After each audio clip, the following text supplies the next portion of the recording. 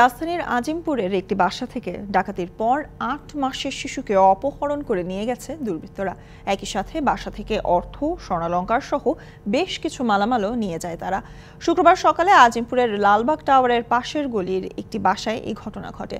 ওই বাসার সাবলেট থাকা এক নারী বহিরাগত কয়েকজনকে সঙ্গে নিয়ে শুক্রবার সকালে বাড়িতে ঢুকে এই ঘটনা ঘটান। শিশুটির নাম জাইফা। লালবাগের ওই বাসায় মা ফারজানার কাছে ছিল শিশুটি। প্রতিবেশী ও স্বজনরা জানান, এক নারী 2 দিন আগে ওই বাসায় সাবলেট হিসেবে আসেন। সকালে বাজার করার কথা বলে ওই নারী বাইরের লোক ডেকে এনে এই ঘটনা ঘটিয়েছে বলে সন্দেহ স্বজনদের। বাসায় ঢুকে ওই নারী প্রথমে গামছা দিয়ে মুখ বেঁধে রাখে দুর্বৃত্তরা। শিশুটির মা স্বরাষ্ট্র মন্ত্রণালয়ে চাকরি করেন। তার বাবা কয়েক মাস ধরে ওই বাসায় থাকেন না বলেও জানায় স্বজনেরা।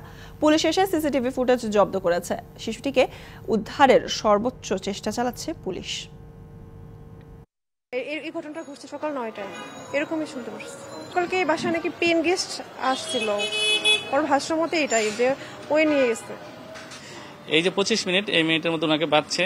দেন ওনার বাসায় টাকা ছিল 1.5 লাখ টাকা নিছেন, ওনার গয়না যা ছিল নিছেন। দেন লাস্টে যাওয়ার সময় মেয়েটাকে নিয়ে গেছেন। নগদের সর্বোচ্চ বার 167 টাকা রিচার্জে পাবেন 1 লাখ টাকা পুরস্কার। আরও আছে প্রতি সপ্তাহে পুরস্কার ও ক্যাশব্যাক।